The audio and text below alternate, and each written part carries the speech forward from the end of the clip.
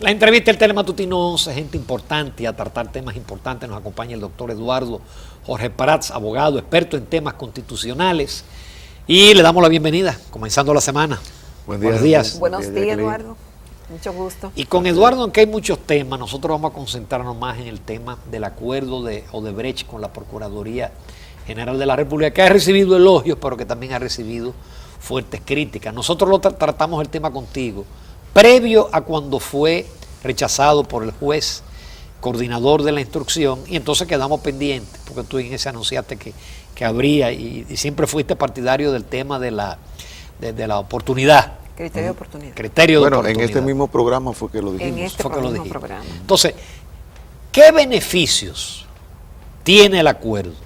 Y de no haberse hecho ese acuerdo, ¿qué otra cosa se podía hacer con el caso de la Odebrecht? Mira, ante todo, yo creo que es importante ubicar el contexto del acuerdo. Y para esto es importante conocer lo que ha sido la reforma procesal penal. Todos sabemos que nosotros hemos sido regidos por una ley inspirada en el Código de Instrucción Criminal francés napoleónico, que estaba basado en un apego estricto al principio de legalidad. Es decir, cada vez que se produce una infracción, existe la obligación del Ministerio Público de investigar, de encauzar y eventualmente juzgar y sancionar a los culpables de esa infracción. Ese principio de legalidad estricto que llevaba a una penalización absoluta, en la práctica llegaba a la desigualdad ante la ley, porque no es verdad que es posible investigar todos los crímenes. Hay muchas infracciones bagatela que congestionan los tribunales, y por eso, a partir de la reforma del 2002, el Código Procesal Penal introduce los mecanismos de resolución alternativa de conflictos. Y este es un mecanismo de resolución alternativa el que se ha optado. Exacto, son varios que contempla el Código. En primer lugar está la conciliación, que fue como originalmente se le presentó al juez Vargas esta transacción. Está el procedimiento penal abreviado, está la suspensión del procedimiento y está el uso de un criterio de oportunidad.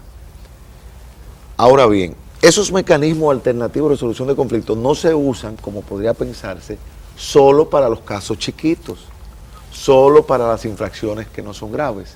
Incluso tratándose de casos complejos, el artículo 370, numeral 6, establece la posibilidad de que se utilice un criterio de oportunidad siempre y cuando se reúnan un conjunto de presupuestos que fueron analizados por el juez Amador Porque Quevedo. Hay juristas que dicen que no, que casos así tan graves no podía utilizarse el criterio de oportunidad. No, el artículo 370, numeral 6, leído en conjunción con el artículo 34 del Código Procesal Penal, establece una serie de condiciones.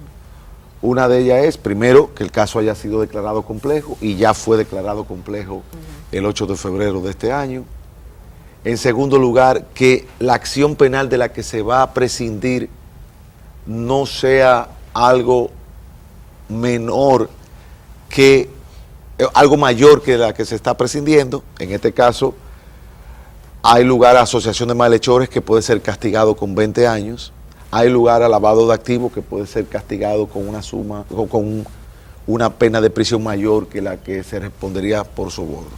Y así todas y cada una de las condiciones fueron analizadas por el juez, incluyendo el hecho de que en este caso hay un interés público de contar con la colaboración efectiva de Odebrecht, al extremo de que jurisdicciones tan poderosas como la brasileña y la estadounidense han llegado ya a acuerdos de lenidad.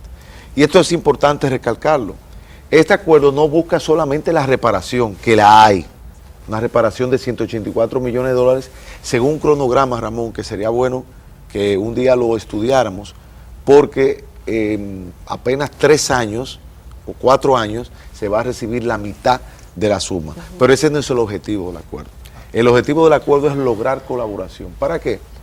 Para poder procesar a quienes traicionaron la confianza del pueblo dominicano, a quienes nosotros elegimos a cargos públicos, a quienes fueron designados en posición en la administración pública, y traicionaron la confianza de quien lo designó, que fue el pueblo dominicano, porque fue sobornado por una empresa que lo ha reconocido.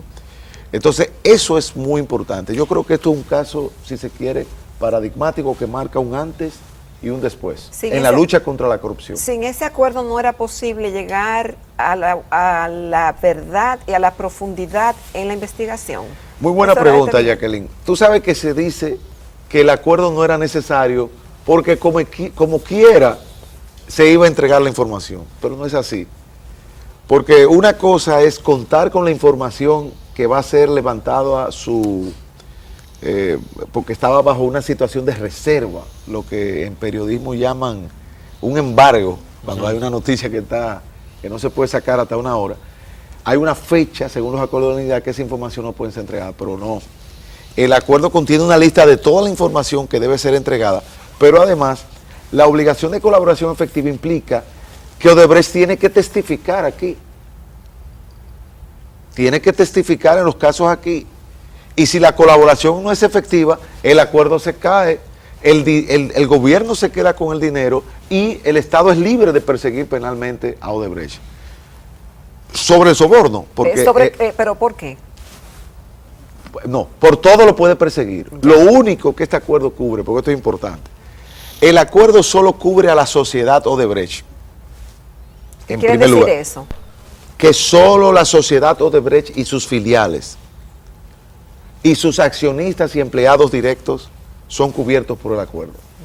Ninguna persona que no sea Odebrecht, representantes comerciales, co-contratistas, subcontratistas, ninguna persona queda cubierta por este acuerdo. En segundo lugar, el acuerdo solamente cubre el delito de soborno. Otras infracciones que podrían generarse pueden ser perfectamente es decir, la sobrevaluación, por ejemplo. O por ejemplo, mira, en el día de ayer, la Procuraduría General de la República, el procurador Jean Alain Rodríguez, solicitó a la Cámara de Cuentas una auditoría forense de las diferentes obras. Sí, porque hay mucha confusión. Hay gente que decía, pero entonces, ¿cómo hace el procurador eso si firma un acuerdo? Ah, no, porque entonces, es que el acuerdo, y nosotros siempre lo hemos repetido, el acuerdo es la principal base para la lucha contra la impunidad y la corrupción. Porque en primer lugar te permite perseguir un hecho ya reconocido por quien sobornó, el soborno. Y por otro lado, no te ata de manos para tú poder perseguir el caso de las sobrevaluaciones. Fíjate que fue una auditoría forense y eso tiene una connotación importante. Cuando se pide una auditoría forense es porque se está investigando una infracción y porque se está preparando, en este caso, un expediente. Y esto lo que significa es que las sumas correspondientes a sobrevaluaciones en su momento también podrían ser recuperadas, pero por actos independientes a lo que es el proceso penal. Y la Cámara de Cuentas es el organismo llamado con el expertise para hacer ese análisis forense. Fíjate, la Cámara de Cuentas tiene una categoría de órgano constitucional extrapoder. Y es el órgano encargado de la fiscalización o del control de los fondos públicos. Sí, control externo. De control externo en contraste con la Contraloría General de la República. Entonces, dado que se trata de obras millonarias, porque Odebrecht incluso reconoce que influyó en el presupuesto, en la asignación del presupuesto, no hay un órgano más adecuado que la Cámara de Cuentas para llevar a cabo esa auditoría. Eso independientemente de que en su momento se puedan ordenar otras, pero ahí, digamos, contar con ese, desde el punto de vista estatal es clave la visión de la Cámara de Cuentas. Vamos ya a la pausa, pero yo tengo una preguntita breve, Eduardo. Ya Mónica Moura, la esposa de Joan Santana, dijo que no fluyeron recursos de Odebrecht a la campaña. ¿La ley dominicana penaliza el que fluyan recursos privados nacionales o extranjeros a las campañas políticas? Fíjate, nosotros en nuestra vida profesional muchas veces se nos ha hecho esa pregunta. Y lo cierto es que la ley dominicana es clara en cuanto a que no se pueden recibir donaciones de extranjeros. Pero en cuanto a las donaciones privadas, permite las donaciones de personas físicas y con relación a las donaciones por parte de empresas, tiene una disposición que por un lado la prohíbe y por otro lado la permite. Entonces, ahí digamos que hay un vacío legislativo que tendrá que ser eventualmente resuelto. Hasta ahora no ha habido ningún caso. Nosotros esperamos que en la nueva ley electoral y de partidos pues pueda contemplarse un régimen adecuado para el financiamiento. Porque fíjate lo siguiente con relación a esto. Todo el tema de corrupción está ligado al tema de evasión fiscal, está ligado al tema de lavado de activos, está ligado al tema de financiamiento de los partidos. Entonces tú no haces nada, por un lado, estar combatiendo la corrupción, si al mismo tiempo tú no enfrentas la evasión fiscal, el contrabando, el financiamiento de los partidos, el lavado de activos y también una parte clave en el mundo contemporáneo que es el gobierno corporativo y el cumplimiento penal. Fíjate que el acuerdo, que los exhorto a que lo lean, porque para mí es un vademecum de lo que sería el cronograma de actuación de los próximos años. La empresa Odebrecht se compromete en los 12 meses de la firma del acuerdo a tener un sistema de gobierno corporativo interno y de cumplimiento que evite que ocurran este tipo de actuaciones, en donde incluso todo el departamento de soborno fue trasladado al país. Es decir, la persona moral Odebrecht se convirtió en una verdadera persona inmoral y lo que era una asociación privada comercial se convirtió en una asociación de malhechores. Entonces, en una situación de un pecado estructural como ese, como dicen los católicos, el pecado estructural, donde el mal es sistémico, la única manera de resolverlo es de una manera preventiva y de una manera correctiva. La manera correctiva es esta investigación que va a culminar eventualmente en un encauzamiento, pero la manera preventiva es lo que tiene que hacer la empresa para su reforma adentro. Por eso nosotros decimos que las reformas de las que no se hablan es la reforma del sector privado, porque allí donde el Estado no funciona, busca que también está el sector privado vinculado. Entonces debemos trabajar ambas reformas y yo creo que estamos en un gran momento. Yo estoy muy entusiasmado porque pienso que se están mandando señales claras de cambio. Y cuando haya el encauzamiento, cuando haya el juzgamiento, creo que la ciudadanía va a recuperar la confianza perdida en muchas de nuestras instituciones. Vamos a una breve pausa, Eduardo Jorge Prats, con algunas preguntas. Quédense con nosotros.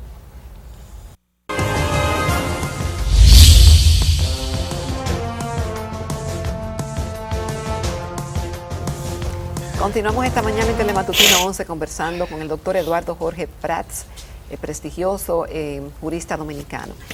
Eduardo, este acuerdo que se ha llegado, ¿por qué no se hizo este acuerdo con ese criterio en el primer acuerdo? Si tú mencionabas en el segmento anterior las posibilidades de acuerdo al código procesal que teníamos para introducir. Jacqueline, esa es la pregunta del millón.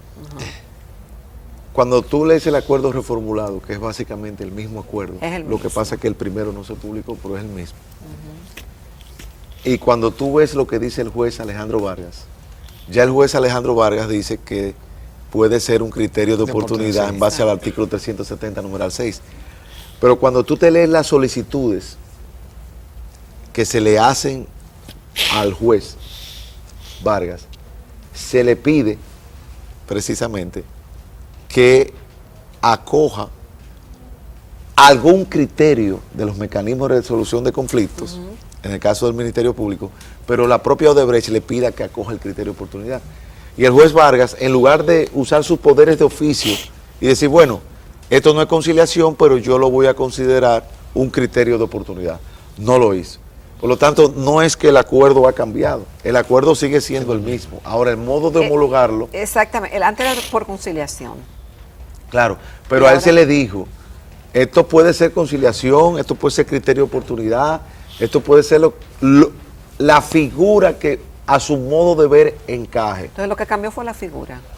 Y bueno, el juez, no, el juez Vargas no reconoció, dijo que eso era una conciliación y que por lo tanto no procedía. Es un artículo que sale hoy en Acento, que yo exhorto a leer, no porque lo haya escrito. Yo hago una crítica de la decisión del juez Vargas y digo por qué procedía la conciliación. Pero ya eso es agua pasada. Lo importante es que se ha aprobado, que ya hay un acuerdo, que se va a cumplir, que la información va a llegar, que han avanzado los interrogatorios, que el procurador ha pedido esta auditoría forense y de que vendrán otras acciones concretas que yo creo que tranquilizarán a muchos, porque en ¿Tú materia confías de... en eso? Mira, en materia de justicia, el lema es el del sastre de Napoleón. Vísteme despacio, que voy de pronto. Hambre que espera en las alturas no es hambre. El que espera lo mucho, espera lo poco. Es decir, es imposible tú ir a un caso penal sin tú tener prueba. ¿De qué te vale apresar, encausar, si no tienes la evidencia? Hay que tener la prueba, hay que tener sustento probatorio, porque hay muchos casos Y las pruebas vendrán de Brasil, no de aquí. Vendrán algunas entregadas por el Ministerio Público de Brasil, otras vendrán entregadas por la sociedad Odebrecht y otras saldrán del propio proceso, porque déjame decirte, el hecho de que tú confieses que Ramón se quedó con la caja de chicle tuya, no significa que se quedó con eso, porque el camarógrafo que estaba viendo sabe que quien se llevó esa caja fue la maquillista, porque la caja era de ella. Es decir, todo eso se tendrá que llevar a un juicio público oral y contradictorio, porque no estamos en los tiempos de la Inquisición, donde el testimonio de un sacerdote valía más que el de un campesino, donde había una prueba tasada. Ya. Dice que solamente el testimonio de Odebrecht no es suficiente. Es importante. Que un funcionario diga, bueno, él recibió tanto. Pero es un dato fundamental, pero hay que verlo conjuntamente con las transferencias bancarias, hay que verlo conjuntamente con lo que va a revelar la información que venga de Brasil, del Ministerio Público, el testimonio, la deposición de los demás testigos. Es un avance, Eduardo, este acuerdo que se ha llevado para la justicia dominicana. Bueno, y para la lucha contra la corrupción. este es un acuerdo novedoso. Yo no conozco, sé que se han llegado a soluciones negociadas en la justicia, pero un acuerdo de esta naturaleza, con esta publicidad que se le ha dado, porque si te lees el acuerdo, hay una cláusula que dice que tomando en cuenta la naturaleza de las infracciones y el hecho de que estamos en una sociedad democrática, es imprescindible que haya la mayor transparencia y que el acuerdo sea conocido, a pesar de que estamos en una fase de investigación secreta, como lo es la investigación. Qué pena no tener más tiempo, Eduardo, pero qué bueno, porque tú eres un abogado Ramón, que habla con gracias por el café que ustedes me han brindado en el día de hoy. Podría ser un consomé, porque está como es verdad, con la temperatura y la lluvia. Pero la próxima. Te agradecemos porque tú, reitero, hablas en un lenguaje que es entendido por el gran público, de la importancia de este acuerdo, que yo la comparto también, aunque no soy abogado, pero la comparto. Pero eres ingeniero. Muchísimas gracias, Eduardo. Gracias. Nos vamos a comerciales, amables televidentes, a la recta final del Telematutino 11.